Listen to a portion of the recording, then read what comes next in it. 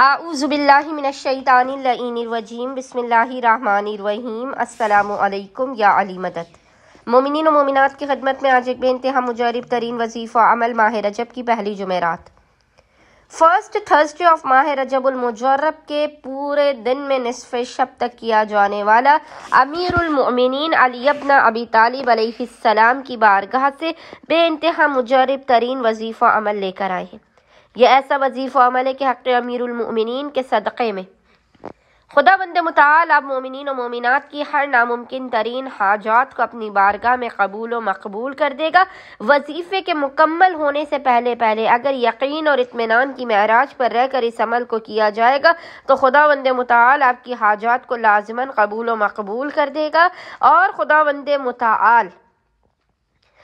اتنا آپ کو عطا کرے گا کہ خزانے آپ کے قدموں میں ہوں گے، رزق و روزی کی آپ پر بارش ہوگی۔ آپ کسی بھی ناممکن ترین حاجات کی قبولیت کے لیے ماہ رجب کی پہلی جمعرات، فرسٹ تھرسڈے آف ماہ رجب کے پورے دن میں نصف شب تک جب بھی آپ کو فرصت کے لمحات ملے آپ اس وظیفے عمل کو کر سکتے ہیں۔ بے انتہائی آسان اور مختصر ترین وظیفہ عمل اولاد، شادی، رزق، کاروبار، برکتوں کے حصول، بیماریوں سے نجات، شفایابی کے لیے، تنگ دستی اور ناگہانی مصیبتوں سے بچنے کے لیے، اپنے اور اپنے اہل و عیال کی صحت و سلامتی کے لیے۔ مومنین و مومنات آج ماہ رجب کی پہلی جمعرات کے دن سے بھرپور فائدہ اٹھائیے امیر المؤمنین کے حق کا واسطہ دیتے ہوئے، کیونکہ یہ مہینہ آمد امیر المؤمنین کا مہینہ ہے۔ امیر المؤمنین کے حق کا واسطہ دیتے ہوئے خداوند متعال کی بارگاہ سے اپنی حاجتوں کو طلب کیجیے۔ خداوند متعال مشکل کشائے کل و حاجت روائے کل امیر المؤمنین کے حق صدقے میں آپ کی خالی جھولیوں کو